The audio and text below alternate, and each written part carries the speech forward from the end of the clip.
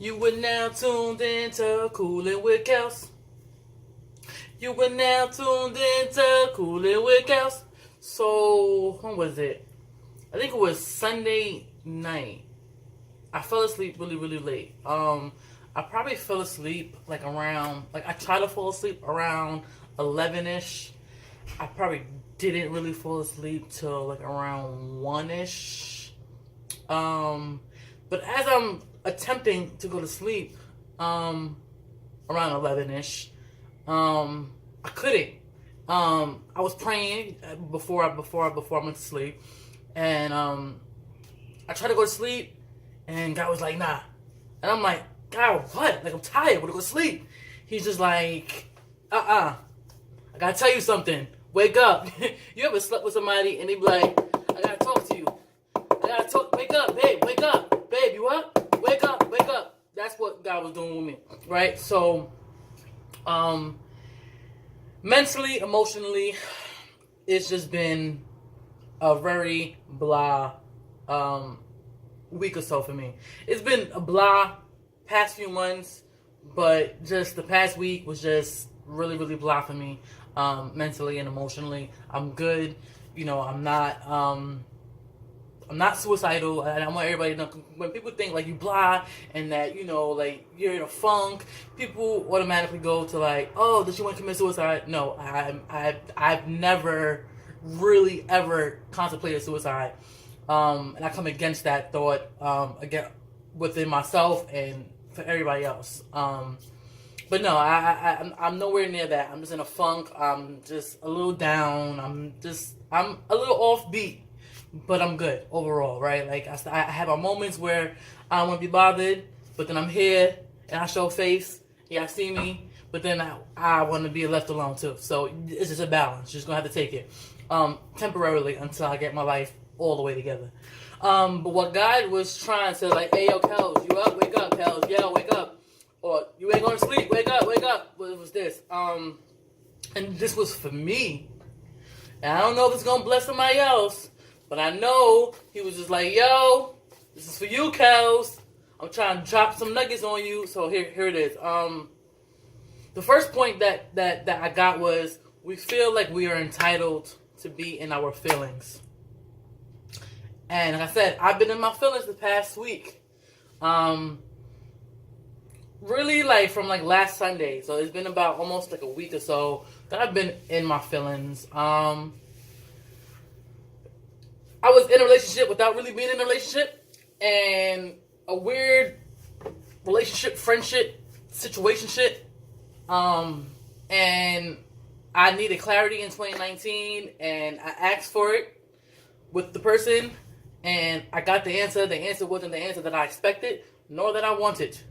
I didn't even see the answer coming. The answer that I received, which was a little like gut punching. And that's kind of like one of the real reasons why I've been in a funk. And because of that, I'm like just like all over the place, and I'm not really focusing in school, and everything is just overwhelming. But that's that. So because of that situation, I've been in a funk. People have been texting me like, "Kels, you okay?" Well, like I had like 3 constant people really checking on me that knew what was up. And I just been, even with them, I just been in my feelings, like hard body. Like I don't want to talk to nobody. I'm like, I want you to reach out to me, check on me, but I don't want to talk to you. Just reach out, see, yo, Kels, you good? You alive? You straight? Yo, you hungry? You need something? And then I'm like, no, I'm good. I just want you to check on me. But how many times do we really feel like, yo, we entitled to be in our feelings?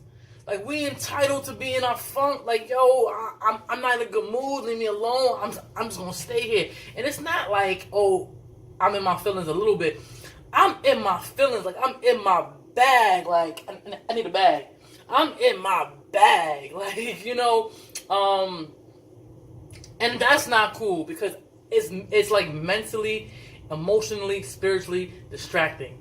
And not only that situation, people know what I've been going through the past few months. Like besides passing, then this thing that I was dealing with all 2018, that just was what it was. This relationship friendship, situationship. I don't know which ship it was. I was on a ship somewhere. I don't even know.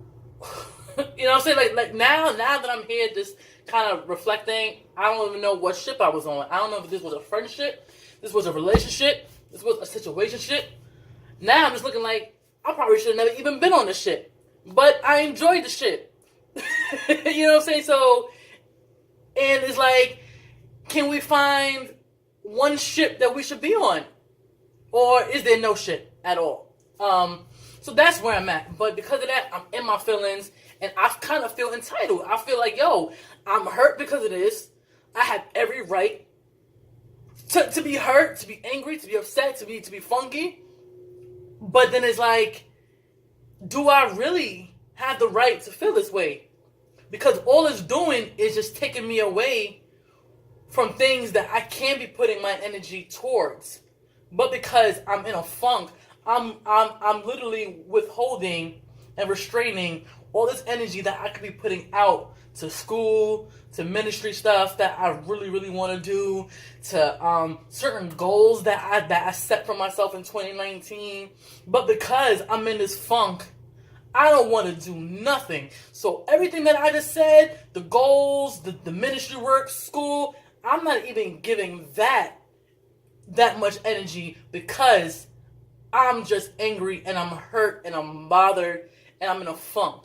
So all of that energy is going into that funk, going into that, to me being angry, to me being bothered, to me being hurt. The second point was moving from pain, hurt, disappointments to healing, recovery, and joy requires work.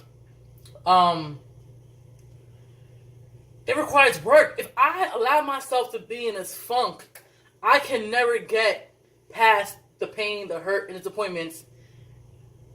You know, I'm gonna stay there. I'm never gonna get the healing that I need and that I deserve. I'm never gonna get the recovery that I need and I deserve. I'm not gonna experience joy that I deserve because I cannot move past the pain, the hurt, the disappointments. The third point, we don't want to put in the work. We just want it to magically disappear. I really don't want to put in the work. Like, I know putting in the work means possibly going to see a counselor. Putting in the work is saying, God, maybe this